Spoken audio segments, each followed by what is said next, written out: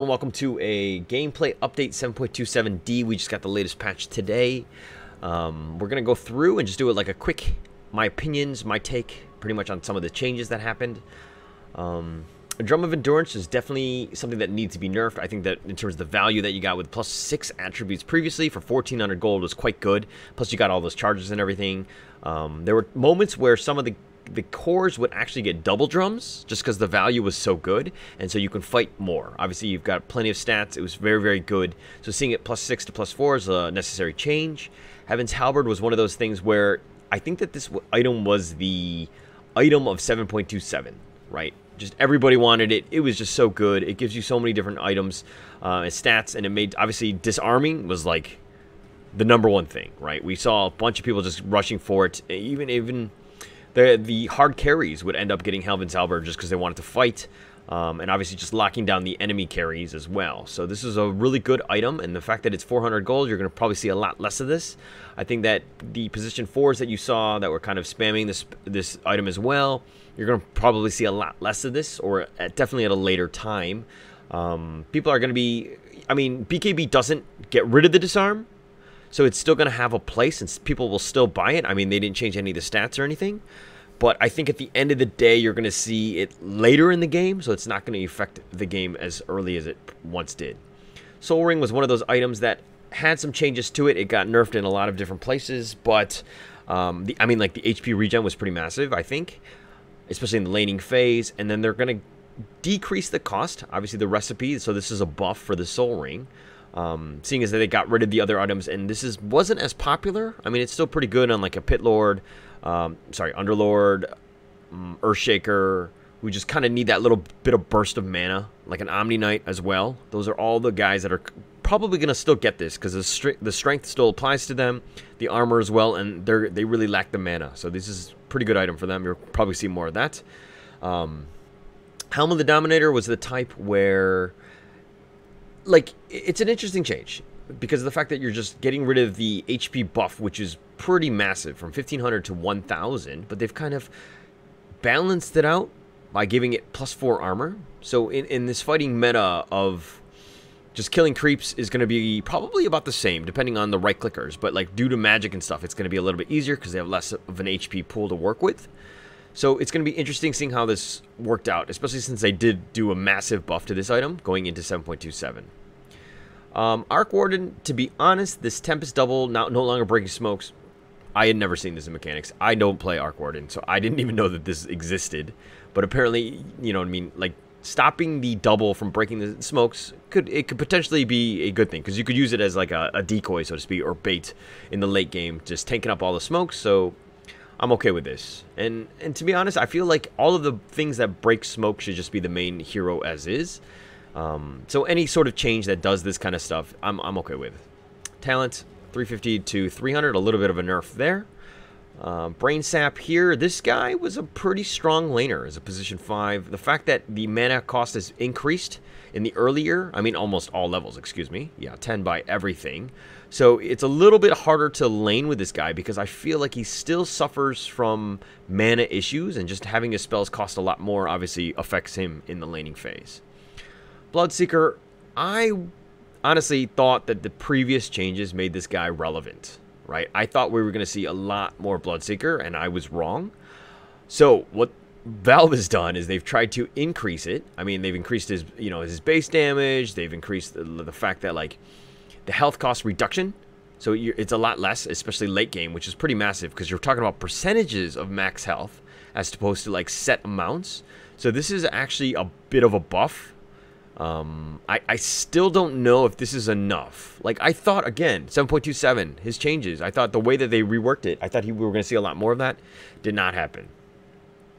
Bristleback, this is the base damage, so you have less of a range, but a better top end to the damage, meaning just overall more damage. I don't know the exact averages of these two, but just looking at the numbers aside, 52 to 58, and then 47 to 57, you have, a wider gap here, plus the bottom is a lot lower, the top end is higher, so we're going to just say more damage, right? That's all done, calculated without an abacus. The Broodmother here, rescaled, movement speed, so it's going to be slower when you're in the web, and also win this Scepter movement. I think that his big thing was Broodmother would just kind of get away from everybody, just be able to run away. Not the biggest of changes, I think. I mean, the percentages are still somewhat high. Like, this is just 5% at the lowest, and then it's actually 10% at the highest, which might be for... Let's leave that one up to the other Broodmother spammers. But to be honest, I don't feel like this is a massive change, and I prefer this change because I hate going up against Broodmothers, and being able to catch it a little bit easier just makes my life a lot easier. Chaos Knight, it's base agility increase, as it's a strength hero, so he's going to have a little bit more armor going in. Not the biggest thing. I thought, again, 7.27, we'd see a little bit more Chaos Knight. We do see him at times just because of his other items and the fact that you would go drums, you know, halberd as well. Those items being strong made Chaos Knight somewhat playable, but we didn't see too much spamming of him. Clockwork. This is a very strong offlaner 4. Movement speed is decreased, so he's been nerfed here. Vision. This is a pretty big one, from 8 to 6 seconds. Rocket Flare was like a massive late game thing, so that you can see exactly where people are, being able to scout almost anywhere on the map. Just overall, this is a bit of a nerf on Clockwork. Talent-wise, 1 cog to 2 cogs. This is a bit of a buff. Let's look at the other one versus the 24 battery cell damage. I prefer the battery cell damage regardless, but this one makes the power cog one a little bit more relevant because I think it's, you know, I mean, +2 is actually pretty good. Surge, Dark Seer here, very strong. I think we've been seeing a lot more in the pro scene. Dark Seer was just kind of starting to pick up a lot of steam in the sense that it was getting very popular. Now acts like haste rather than granting a bonus speed. Okay, so they've just kind of top-ended it, so to speak. The talents reduction provides 400 max health to 350, so a bit of a nerf here. Doom, another really strong 7.27 hero. Scorched Earth duration reduced from 16 to 15. That's a welcome change. Although I do play Doom, so seeing nerfs happen to Doom kind of sucks. But I think for the sake of the game, it's a better thing. Because 16 seconds is a really long time, right? And this will kind of balance out with the cooldown being as long as it is. Now, this is a bigger one. The Devour Regen. Because level 1, while somewhat tolerable with +2 or whatever, you know, 2 being the first one, but now it's going to a 1 and then 6 to 1. So you've lost 1. Hang on, every single level. Yeah, you lost 1 at every single level, right? I think Devour HP Regen was absolutely out of control at times. I think that, I don't know if he's dumpstered here, because he still has Doom at the end of the day, but I feel like these are pretty massive nerfs. You're going to put Doom back into probably the B class as opposed to, you know, this S tier that he previously was. Talent reduction, 13 to 10%. This is a pretty massive buff or nerf as well. Yeah, that's actually pretty bad, massive. So all 3 have been pretty sizable nerfs. Yeah, with the drum nerf as well. So things are kind of accumulating in that sense. So things are not looking good for Doom, for sure. But you can't deny the fact that you have Doom, right? The ult is still going to be good. I think he's going to be playable regardless of what happens to his other thing. The thing is that he's not as great of a straight up offlaner now, because of the fact that, like, you know what I mean, he has less regen, so he's probably not going to be as tanky in the offlane. I think this is going to be some sizable changes. I think position 4 Doom is still kind of there, because the Devour and the gold and all the XP, all of that stuff still applies to him, right? And the Scorched Earth, the 16 to 15 isn't really a bit of a, you know, a big hit to a support Doom. And I'm sure you're like, what the hell, who plays support Doom? But this guy does. Dragon Knight, base strength increased by 2. Okay. I think he was in a pretty decent spot. I don't think base strength is just going to be like a massive change for him. Enchant max health reduction. So this is another thing where, hang on, now provides the armor. Enchant reduction. So they've kind of gone, like, this is actually pretty massive. 1200 health, max health, to 500, but they're giving armor now.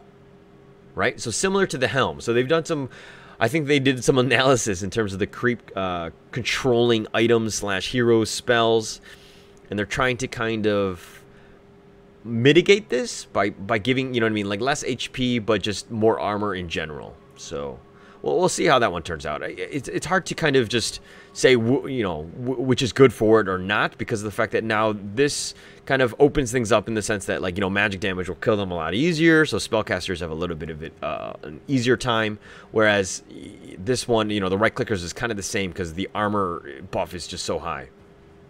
Faceless Void, very strong, 7.27. This one reduces the base strength, so a little bit of a nerf here. Time lock damage reduced as well. So this is actually another nerf. You know, 5 at the top end. Oh, 5 at every single level, excuse me. So definitely a nerf here. And backtrack talent can now be disabled with break. Interesting. Okay, so that's straight up nerfs here. Just not as cool looking with Doom because of the fact that you have the icons there, but definitely nerfs Faceless Void. Leshrac, base increased, definitely a buff. Pulse Nova has actually been increased. I don't want to see more Leshrac, so I don't like to see buffs there. Luna buff, base armor. Yeah, she felt a bit squishy at times, even at late game. So I don't know. I mean, 2 is definitely the base armor when they do stuff like this is usually for the laning phase. But just I feel like overall she's still not as tanky.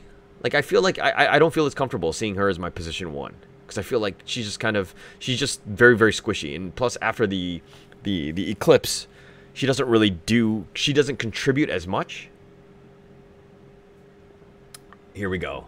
F for the Magnus players. Okay. I welcome these buffs. Although I've kind of ridden the Magnus train. Obviously I play with Saz plays and he definitely spams out Magnus. But he was so overpowered, man. Like this self-multiplier, absolutely ridiculous. The fact that he did so much damage on his own. And then they've changed things around in terms of the talents. I'm not so... Plus 8 armor to 350 health. Pretty sizable change. So that he's going to be less of a fighter. And, I mean, they're trying to mitigate some of that with the health buff here. But they've kind of taken away the 200 health at level 10. So now it's going to be 20 damage or plus 3 seconds shockwave slow. I don't think that that's even good enough, to be honest. But do we see support Magnus? Dare we say? Okay, probably not, but Mars here, intelligence. Mars got smarter, and even overall, late game, he did have some mana issues, and so they've kind of fixed that by increasing his overall intelligence plus the base mana regen.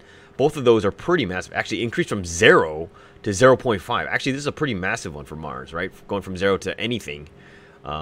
Any sort of number definitely helps him out. Base damage increased by Medusa, helping out with lanes. Mana cost reduction, 200 to 100. I don't think I've ever seen a Medusa run out of mana before he can even cast Stone Gaze, but this is an interesting change. Obviously, you're going to have more mana to work with if you don't have to cast it on spells, so a little bit more of a shield, and Medusa gets a little bit tankier, so a bit of a buff there. Boundless Strike duration. Actually, this is a buff. Okay, I hate Monkey King. Okay, I feel like he's a ranged melee hero, if that makes sense, right? Just because his melee range is so long, because he's got that staff, but F that dude. The fact that you've increased the buff now from at least the earlier stage, 0.4, which is like negligible, right, to 0.7 to 1. Yeah, and it kind of decreases at the end. Still, the cap is still going to be 1.6, so not the end of the world, but letting him get buffed, so to speak, in the earlier levels, not something I want to see. Omni Knight, base movement increased from 305 to 310, so a buff there. Mind you, these base movement speed things are... They seem small, but they really help in the laning phase. Yeah, I agree with that. The Echo Saber thing, yeah, with Monkey King. But, like, he's still kind of playable, right? He just... I think that... He's still... I think... I'm going to say C tier. I don't think he's complete dumpster. I think that he still has a place. Omni Knight, surprisingly enough, though, no buffs or nerfs to Purification. You should always get Purify by at least level 2. Outworld Devourer here.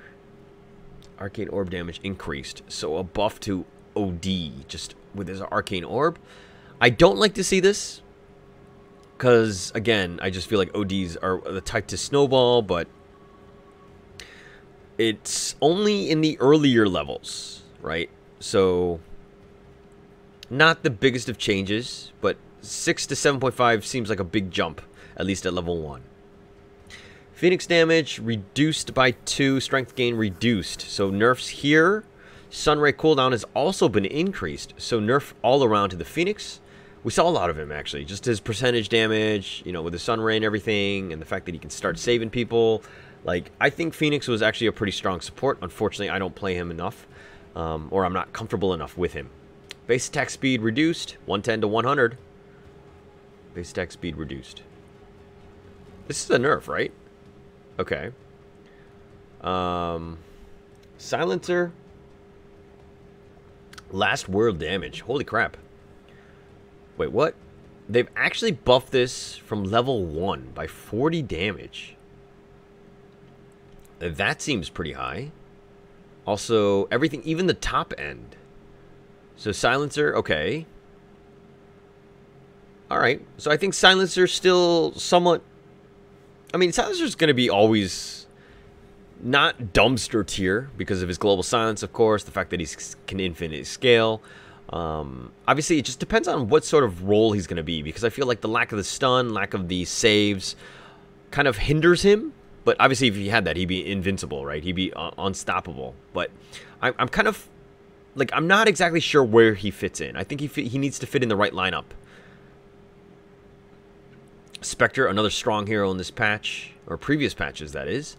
Damage reduction by the spectral damage, the spectral dagger, at least early. Top end is still the same.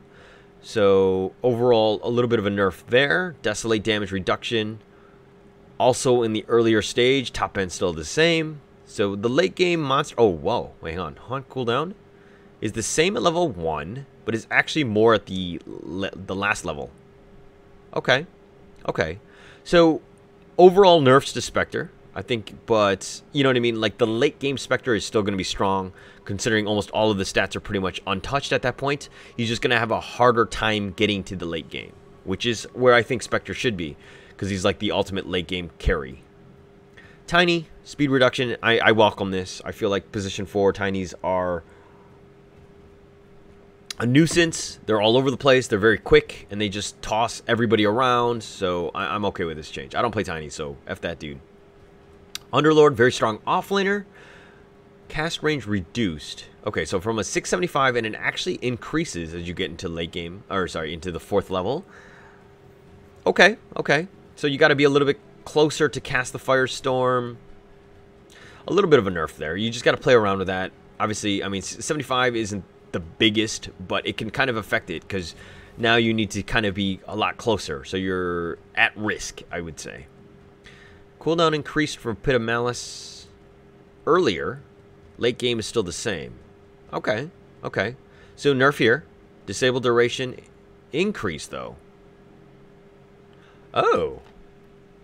Okay, so earlier, okay, so the cooldown is definitely, so you're going to be casting it less, but the duration that you disable is actually longer at the earlier levels. Late game is still the same. Okay. This is going to be interesting to see how this one plays out. But a trophy aura, creep bonus changes from 4, 5, 6, 7 to 2, 4, 6. Okay, this is an overall... okay. It was very strong level 1. I think that at times that, you know what I mean? Like, you would usually either go a trophy aura or Firestone first. So, seeing as that this has been nerfed, I think Firestorm is pretty much the way to go now to get more kills, more XP, so that you can start to get to level 2 faster. But this level 1, a Trophy Aura, is kind of underwhelming, right? I think you'll feel it later. And, like, later on when you're not really... You're doing more team fighting and less, you know, farming, so to speak. Unless you farm the lane and then, like, TP in or whatever. I think that this is going to... It's going to be less noticeable, I would say. Cooldown increased from -3 seconds to -4 seconds. So overall nerfs for Underlord. Ursa, mana cost reduced. So these are buffs, at least early stage.